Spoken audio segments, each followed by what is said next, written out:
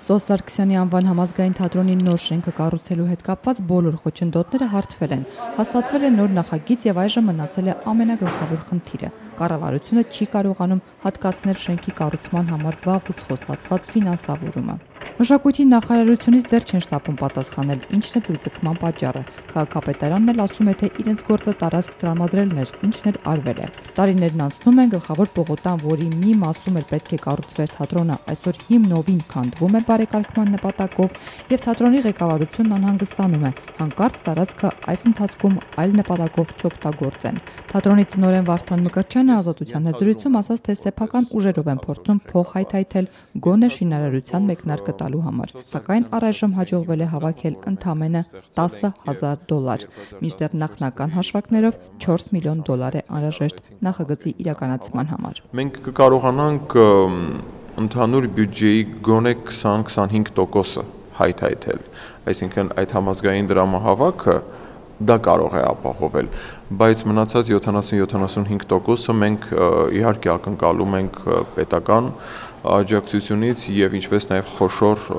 ուրեմն անհատների նվիրատվություններից։ Ուրեմն մենք ունենք ամենաբարձր մակարդակի խոստումներ, որ պետությունը պետական աջակցություն լինելու է եւ պետական թատրոնը առանց պետության աջակցության չի կարող։ Տառապանքս փորձություն ունի ազատության հետ զրույցում ասաց մշակույթի նախկին փոխնախարար թատերագետ Կարինե Խոդիկյանը, ավելացնելով, որ շատ ուրախ կլինի, եթե գոնե մեկ անգամ իր կանխատեսումը իրականություն չդառնա եւ գլխավոր պողոտան բարեկարգվելուց հետո իրոք դառնա հանրային տարածք։ Թատրոնն էլ իր տեղը գտնի այդ վայրում։ Եվ դա հղի է մռայլ կանխատեսումներով, գոնե ինձ համար։ Այսինքն, երբ դա իրոք դառնա բարեկարգված տարածք, դե հիմա վաղուց կդառնա գերակաշահ ու կպարզվի, որ այդտեղ պետք է կառուցվի հասարակությանը շատ անհրաժեշտ վերջին, այսպես մի պահանջի նման հերթական հյուրանոցը կամ էլիտար շենքը։ Իդեպ, եթե պետական այրերը տեր կանգնեն իրենց խոսքին, համազգայինը կլինի նորանկախ Հայաստանում կառուցված առաջին թատրոնը։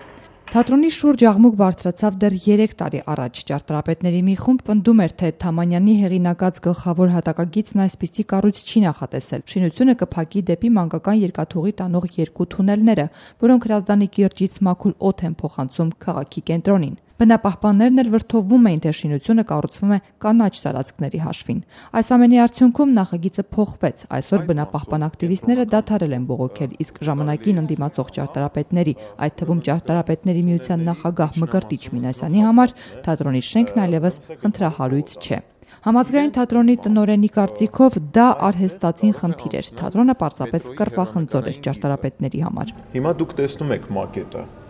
մետրոյի հեռանկարային գծի վրա թատրոնի շենք կա։ Իհարկե ոչ։ Թատրոնի շենքը տեղափոխված է ձախ անկյուն։ Հետևաբար այս մասը բացարձակ ազատ եւ մաքուր է։ Երկրորդ, այս հատվածը, որը ենթադրվում է պետք է լինի թատրոնի կառույցը, ուրեմն այստեղ ծառապատ գոտի չկա, այստեղ ոչ մի ծառ չկա։ Սա հողագունդ է, աստիճանել չկա։ Ծուռ մրտիկ ինչ որ կողքերից աստիճաններ կան, բայց ընդամենը հողագունդ է, որը կարող է ստանալ այս ֆորման ընդամենը ավելացվելով դրա մեջ թատրոնի շենք։ Տարիներն անցնում են, խնդիրները լուծվել են, սակայն պետական բյուջեում այդպես էլ տող չի հայտնվել թատրոնի կառուցումը սկսելու համար։ Ստեղծագործական խմբի միակ հույսն էլ ամենաբարձր մակարդակով տրված խոստումներն են։ Խոդիկյանը ցավով է նշում, խոստումները գնացին Սոս Սարգսյանի հետ։ Գիտեր, որ թողնում է անտեր, ու երևի հոգին վկայում էր, որ այդ խոստումները, որ տալիս են, որ երևի ամենաբարձր արձաններում ասում են, որ Սոս Արտաշեսովիչ ամեն ինչ լավ կլինի, բայց ինքը երևի իմաստուն մարդ էր եւ կարողանում էր թացը չորից ջոկել։